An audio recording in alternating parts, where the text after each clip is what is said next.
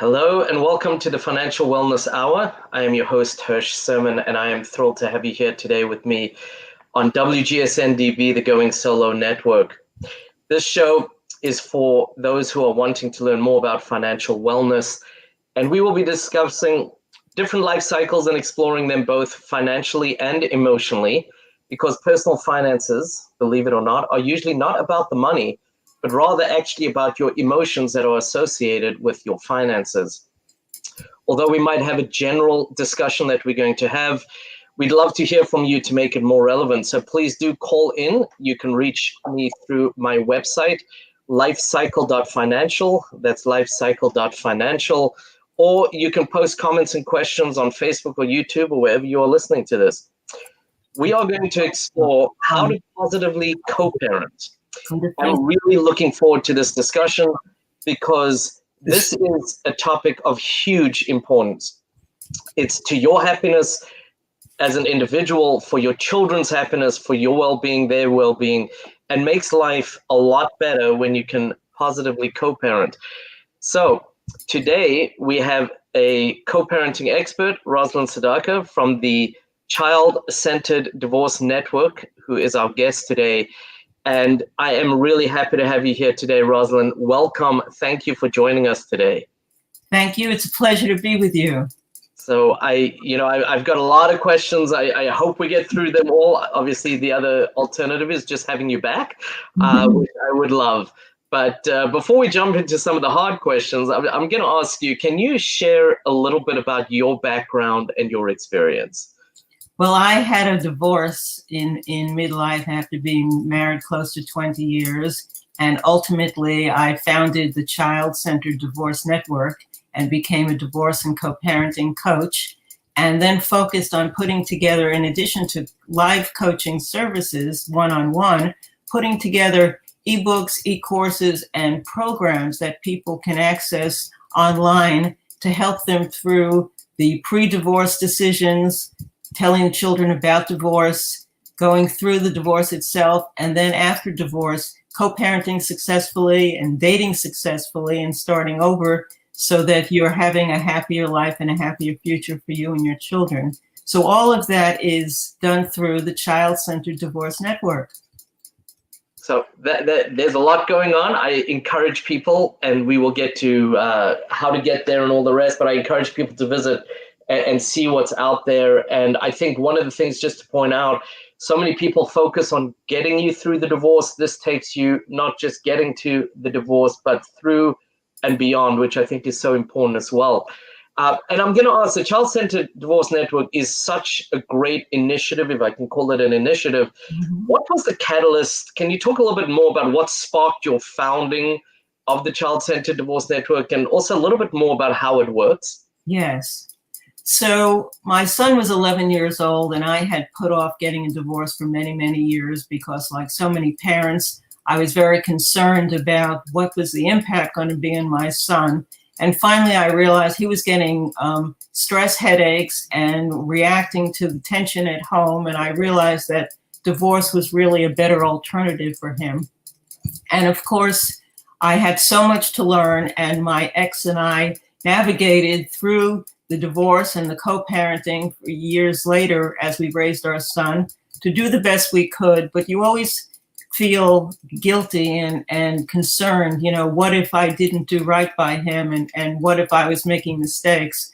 One day when my son was in his early 20s, he came to me out of the blue and he said, Ma, you and Daddy did such a good job with your divorce. I just wanted to thank you, because most of my friends whose parents divorced either hate their parents or are very angry at them. And I think you guys were great. And I just let out a sigh of relief, because I was holding on to so much guilt and anxiety about, did I screw my son up in the process? And that was the catalyst, that conversation, when I realized I had a lot to share with people about doing divorce right, making it work, and overcoming the challenges and the obstacles that are inevitable for divorce. And that's when I founded the Child-Centered Divorce Network, became a divorce and co-parenting coach. wrote my first book, which is internationally acclaimed, How Do I Tell the Kids About the Divorce, and started putting together the various courses and programs that are the foundation of the Child-Centered Divorce Network. Wow, that's huge, because you really do not hear that very often. You hear much more of the case where, the children were stressed, they didn't like, they've got an anger of some kind, they not well adjusted, whatever it might be. So that's amazing. And also the fact that it was, if I'm hearing correctly, about 9 years later, and that in itself showed obviously the passion behind what you do, which I think also drives a lot of what you do as well. So that's amazing. And just talking from that alone, it talks about there are obviously dangers that come with how we act, because there are consequences. So what are some of the most dangerous co-parenting mistakes parents make, and the consequences for the children? I'm so glad you're asking that, because that's really the most important thing for parents to understand. Parents innocently, because they don't know any better, make a lot of mistakes. And it's not divorce per se that negatively impacts children. It's how parents handle the divorce. And that's the big difference that I learned. So one of the biggest mistakes is fighting around the children. Studies have shown time and time again that it's the tension and anxiety around parents fighting in front of the children, within earshot of the children, behind the walls in a bedroom, on the phone talking to a friend or a neighbor. When children are hearing their parents put each other down and fight about each other, it's the conflict that has the emotional and psychological scarring and damage to children's innocent psyches. And that's the biggest issue that we want to let parents understand. Keep your fights away from your children so that they're not exposed to that kind of tension.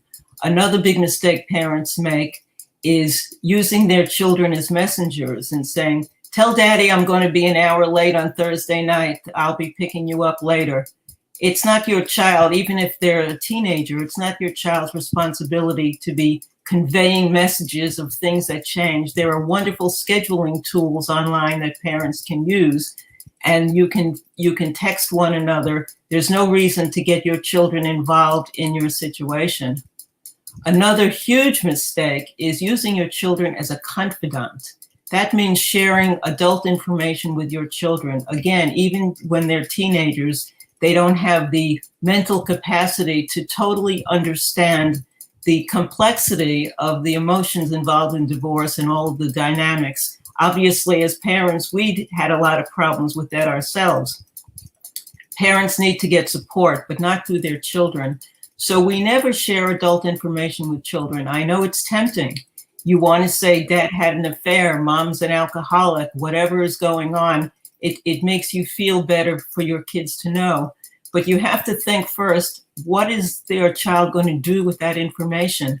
Well, it suddenly turns them into little adults, knowing information that destroys the innocence of their childhood. Kids have enough problems just growing up with friends and bullying and tension in school and all the other stress of life without having to be privy to your adult complexities and issues that are beyond their pay level. They can't fix your relationship. And we don't ever want to let them think they can. So it's very important to avoid those mistakes and give your children an opportunity to grow up with and enjoy a childhood. Because you're getting divorced shouldn't rob them of the experience of having a childhood. And I think, social media and so many other things, being a teenager today is so much more difficult in many ways than we ever experienced. And I think avoiding a lot of this will also avoid them ever thinking, was I to blame? Am I a piece of this? Obviously, they need to feel safe. They need to feel loved. They need to feel like the focus, obviously, on a lot. And unfortunately, as you say, when you involve them, that you're almost making them pick sides, and it just never works well. I agree with everything. So you brought up some very important points. Never let your children have to choose between you. Make a decision and let them know about it. Let them have the freedom to express their feelings and listen to them. but don't let them choose sides, because there's a lot of guilt involved. If they choose mom or dad, what does that mean? They're afraid that mom or dad is going to be feeling bad about it. So we never want to do that to them. We also don't want them to, when your children come back from visiting the other parents, of course you want to know what they did and if they had a good time and ask questions, but we don't want to be probing so that they feel that they have to protect one parent over the other. So we never, ever demean or put down or bash the other parent, even in casual ways, even sarcastic ways, even in a sense of humor, because it's hurtful for our children, because they love both parents. And it is one of the biggest mistakes parents can make, to put down the other parent and let the child feel they have to defend the parent or lie to you. Either way, you're going down a dangerous track. Yeah, that's a lot of pressure on a kid. That really is. And I think sometimes, we need to be aware, obviously, of the negative things and impacts that can happen, but we don't always give the positive actions enough exposure. So what are some of the secrets to successful co-parenting that positively impact our children? Yes. Well, one of the greatest gifts we can give one another is the ability to listen. And that means when you're talking to your co-parent, listen to them before you make assumptions, because assumptions very often will mislead us in communication and start us off in a bad track that wasn't necessarily the direction it was going in. So listen and paraphrase back to what you think you're hearing, and let your co-parent or your child correct you and say, no, what I meant was, and get that really clear before you make any judgments. When you're talking to your children, listen more than you lecture. It's so tempting to be able to lecture them. You should do this, you shouldn't do that, you shouldn't feel this way. You want your children to feel the ability to emote and express what they're feeling, because that gives them the ability to communicate with you. Otherwise, they'll shut down.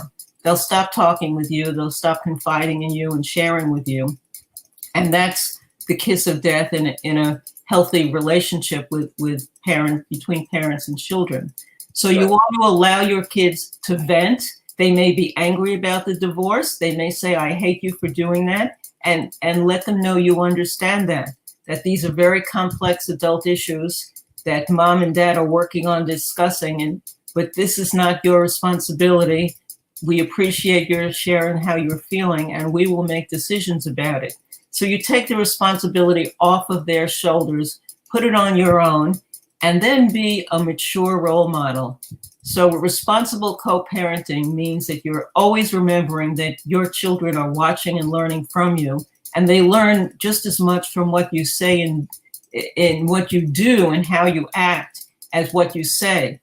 So it's very important to remember that your kids are seeing you behave during tension, during tough times, dealing with challenges. How are you handling them? Are you a role model? Are your kids learning something positive from you, or are you showing them the lowest levels of your behavior? And another really important tip is being able to apologize, both to your co-parent and to your children, if you've made a mistake. We all make mistakes, and we may have made a mistake in judgment. We may have told our children something about our ex that wasn't kind, or made a decision that was hurtful to our ex because we felt like getting back at them for some reason. And then we realize that this is hurting our children just as much as it's hurting us. And so to own and take responsibility for what we said is really big and mature, and the way a parent should behave. So look your child in the eye and say, Mommy made a mistake. I shouldn't have said that. I shouldn't have done that. Please forgive me. That won't happen again. You deserve better. Because your children will see you behaving in a mature way and realize that it's okay to own our mistakes. It's okay to take responsibility for them. It's okay to apologize for something. And that is a gift you're giving your children that'll last them a lifetime. I think one of the major roles of a parent is to be a role model, and you can learn as much from a bad role model as you can from a good role model. So we want to be the good role model, obviously, but as you said, they are constantly watching, they're constantly repeating, especially as they're growing and they're young, and they need to know how do you behave? And this is an amazing opportunity to show adversity in your life, but how to behave through adversity, I think, becomes so important as well. So, and it's important, to focus both on the process as you're going through the process, as well as life after divorce. So do you have any tips for divorced parents moving on with their life? Yes, this is a very important question as well. We don't want to repeat old mistakes. So the first thing we need to do is look within and take responsibility. What part did I play in this marriage failing? It's so tempting to point the finger and say, if it wasn't for that SOB, they did this and they did that. And we all feel justified in validating our hurt and our pain and the struggles and the conflict that we had leading up to the divorce. But we made those choices. Why did I choose that partner? What lesson can I learn from that? How can I choose differently next time?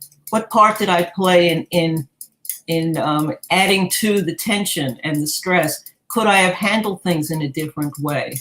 What kind of person do I want to attract into my life now?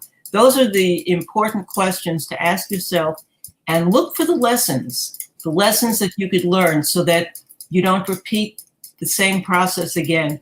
We statistically find that many people after divorce will marry a second or a third or even a fourth time because they haven't learned anything and they're just repeating their pattern. They're bringing the old baggage with them, relationship after relationship, and the only thing that changes is the face of the person, but the patterns are still there and they're going for the same type of person.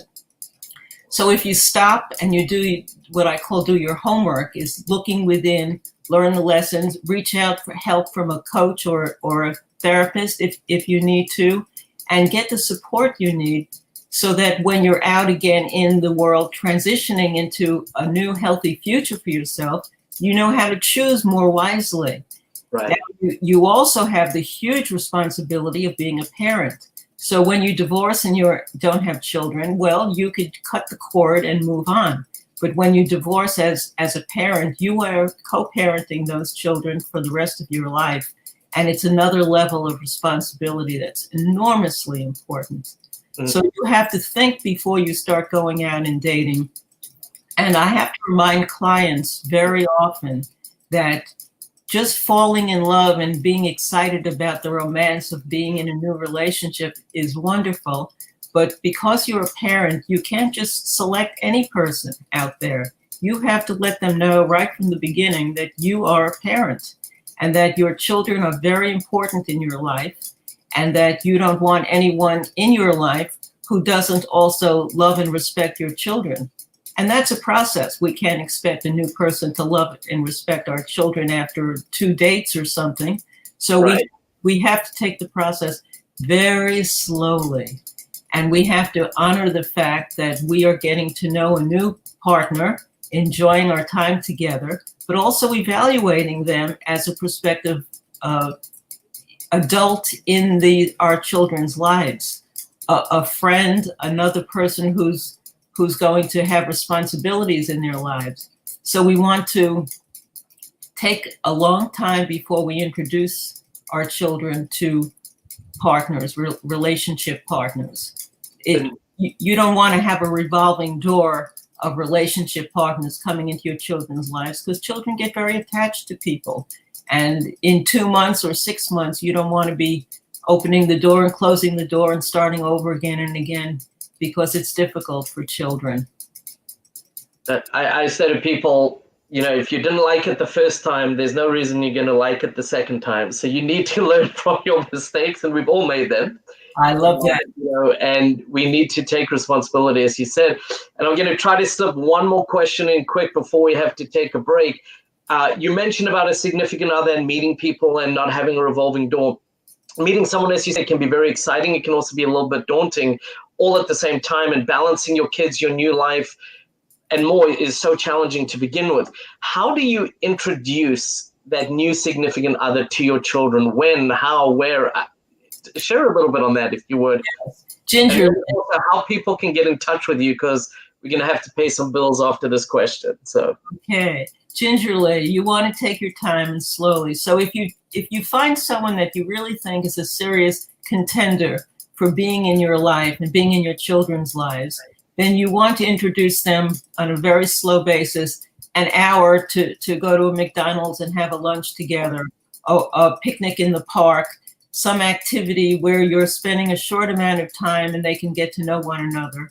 And then you want to listen very carefully to your children's reactions, because sometimes we get so caught up in the excitement of a new relationship and the romance and that wonderful feeling that we're missing things that our children can pick up about these people.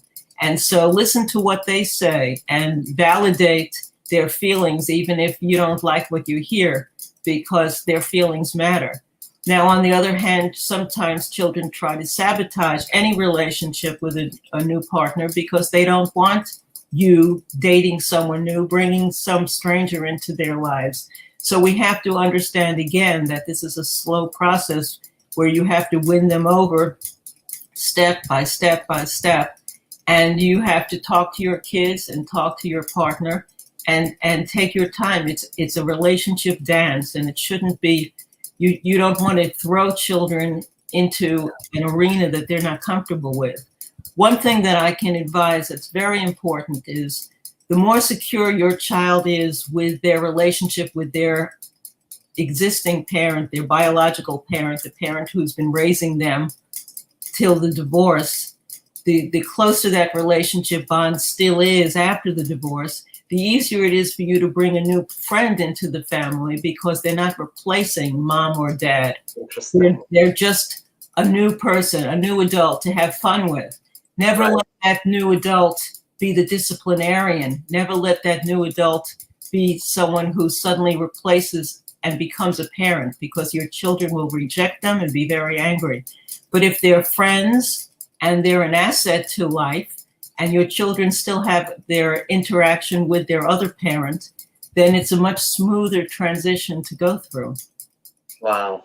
It's a lot of information there. We'll recap that a little when we come back. But before we go to break and pay some bills, Rosalind, can you share just quickly how somebody can get in touch with you? Absolutely. Childcentereddivorce.com is the website where all the information, I have a free ebook there, and articles and various programs and courses. And you could email me at rosalind@childcentereddivorce.com, and I can get back to you and answer any questions. Wonderful. I appreciate it. We will be right back. Thank you.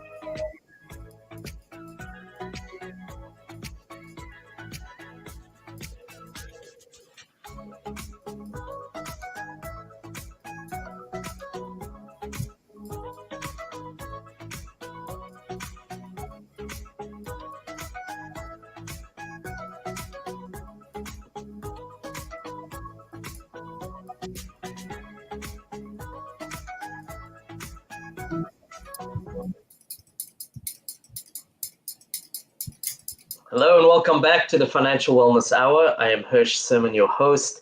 We are on WGSN-DB, the Going Solo Network, and our guest today is Rosalind Sedacca from the Child-Centered Divorce Network. She is a parenting and co-parenting expert as well as divorce coach. And I took a lot of notes this first half of the show. I do want to recap just some of the things we've spoken about. It doesn't actually cover everything. So we spoke about keeping conflict away from your kids, not making them the messenger and keeping them out of those kind of discussions, not to use your kids as confidants, ways to positively impact them, and also some of the ways that negatively impact them. Listen, don't lecture. Take responsibility for your actions, and if need be, apologize. It humanizes you, and it brings a reality to everybody makes mistakes, but how do you handle them becomes so important. And we just ended up there with how to introduce a new significant other to the children in a healthy manner and kind of slowly bring them in as opposed to rushing things. Just about half of what we covered. I couldn't get it all down because we covered too much, quite honestly. But we are here again, as I said, with Rosalind Sedacca, and I'm going to just jump right back into it because time seems to go way too quickly on these shows. So, Rosalind, can you share some tips for when you have different parenting styles, different rules at different houses, because that can certainly complicate the issue as well? Yes. So we need to pick our battles. We want to control everything about our child's experience with the other in the other home when they're away, and we can't. And the more we get attached to having control over their lives in the other home, the more frustrated and angry we're going to be. So let go, and you pick your battles when they're serious enough that you know that they're negatively impacting your child's life. But be very careful about how often you do that and why you're doing that. Look at your motives and make sure that it's totally focused on your child and not on your own motives. And a good question to ask yourself is, would I still be making this parenting decision if we were still married? Sometimes things come up about discipline or a field trip at school or bullying and other stressors in your life as a parent. And you normally would be talking to one another as parents to make that decision. You want to be doing that as much as possible with your co-parent, if it's possible, because then you're going to get the best outcome. And if you ask yourself the question, would I still be making the same decision if we were still married? Then you know you're on target to be making a sound, responsible, mature adult decision as a parent, as opposed to being influenced and how can I nail it to my ex? How can I hurt them? I know my ex is very attached to baseball camp. I'm going to say no to that. Those are the motives that are setting you off into trouble. And you know deep down within what the right answer is. You want to think about, do I love my children more than I may dislike or hate my ex? Ask yourself that. And if you do, then make sure all of your decisions are focused on what is really best for my child. Your children can live with differences in the two different homes. They can adapt to rules. In Dad's house, we go to bed at this time. In Mom's house, we go to bed at that time. We do homework before dinner. We do homework after dinner. They can adapt. If they're in an environment where they have two loving parents, then they can adapt to all the changes. You don't have to be controlling and manipulating every detail of their lives. What they can't adapt to is stress and anxiety and two parents acting in an immature way. We've all heard stories of adult children getting married and the two parents can't be in the same room for 3 hours to celebrate a wedding. Shame on those parents, because who pays the price for that? Your innocent children. Yeah, no, that's powerful. And, as you said, you really cannot control somebody else's actions. You can control your own. And so put the time into controlling your own and growing. And the other thing that I always think is I don't want to say humorous, but it's got a little bit of that flavor, is when parents are different, and they want to control the other parent. It's not like the kids don't know both parents. There are differences. It's not this big surprise like that it's going to be different in house one and house two. And so focus on what's important, what can be controlled in a way, and make it the best environment in your house as opposed to trying to control somebody else's house, I think is another one as well. So I totally agree. Yeah. And so I think in many ways, co-parenting is focusing on the children and setting up the best environment for them. I mean, that's a lot of what you've just been speaking about. How much information should you be sharing, and what types of information maybe should and should not be shared with the children as you're doing all of this? Oh, that's a very important question. Thank you for asking that. So we never share information with children that is beyond their scope of understanding. And that means even teenagers, we don't share adult information ever. And so as tempting as it is, and they may be asking us questions, we just explain that this is between mom and dad, mom and mom, whatever the situation is. We have issues that came up. This is adult information that we are handling the best we can. We're getting as much support as we can, but it's not your business. This is just beyond your scope of understanding and comprehending and doing anything about. So we never share information that's of an adult level with our kids, because it's not in their ability to handle it. And there's a wonderful question that I always remind my clients to ask themselves whenever they're feeling confused about co-parenting. And that is, how are our children going to feel about the way we handle the divorce when they're grown adults? How will our kids feel when they're grown adults about the decisions we are making now? And that should sober caring parents up enough to start thinking twice. Put yourself in your child's shoes. How does it feel to be 5 or 10 or 15 and having your parents split up the way you're splitting up and the way you're handling things? Because they're going to hold you accountable. You know, they may be 7 now and they may be totally helpless to change anything about what you're doing, but they're going to grow up and hold you accountable. And it's very hurtful when they do. These are innocent psyches. These are children's lives that are at stake. And we want to be very careful in the decisions we make about them and around them, and how they're seeing the world and the behavior of the adults in their life. And it's so interesting you say that. I have to just tell you, on the financial side, I will say to people when they do an impulse spend, you could do an impulse action. I will always say to them, ask yourself the question before you buy that: will future me be angry with current me if I buy that? Exactly. And I'm going to morph that a little bit, transition it to the behavior of people in front of their kids. Will future you be angry with current you, or will your future kids, so to speak, be upset with you if you behave like that in front of them now? You know, it's not an isolated effect that you do something or you act in a way and then it's gone. They do have repercussions. They do stick around. And unfortunately, sometimes for years and years, those actions can be sticking around. So be thinking about the future as much as the way you're behaving in the present as well. I totally agree. And when you do, it gets you in alignment with making much more mature, responsible adult decisions. Absolutely. I mean, no one wants to lose their kids, especially because they were behaving badly. I mean, that's possibly one of the worst ways to actually probably lose the respect or the love or the interaction with a kid. It's devastating when that happens, and unfortunately happens too often, I think, as well. So yeah. So what are a couple takeaways for parents who love their children?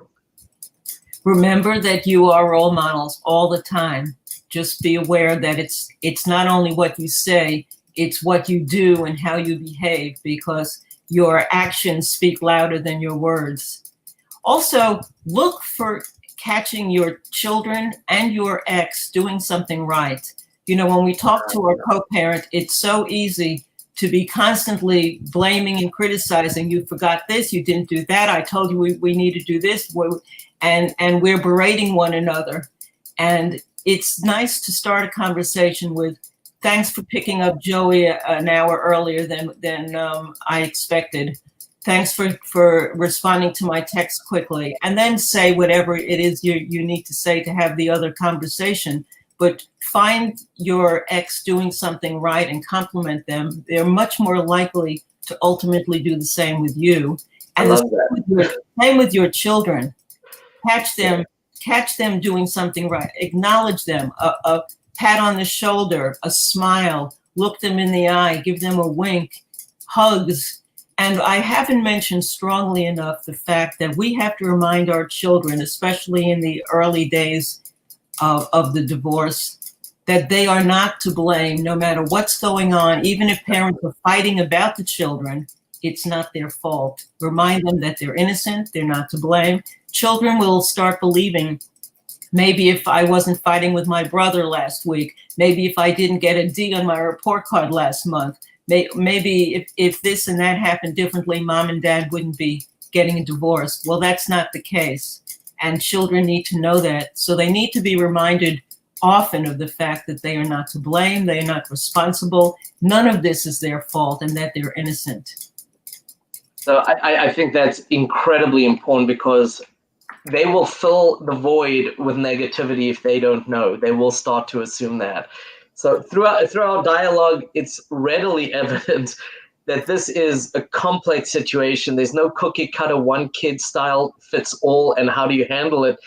You need to take a lot of things into consideration as you're putting this all together and really forming the new dynamic and new life you have.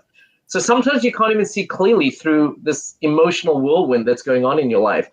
Can you share a little bit about how working with someone like yourself benefits the co-parenting process?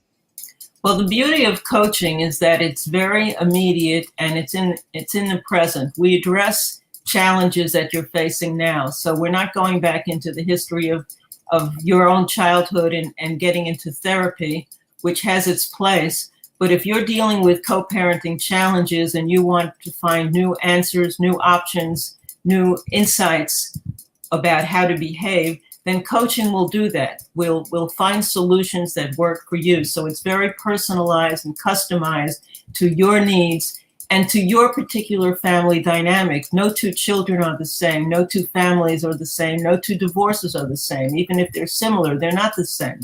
And so you don't want to be taking advice from people because your neighbor had a good attorney and your friend did this. That doesn't mean it's right for you. You really want to talk through the dynamics of your situation and find a pathway that's going to fit, that's going to be as healthy and supportive for you and your family as possible. And that's what I can do with my coaching services.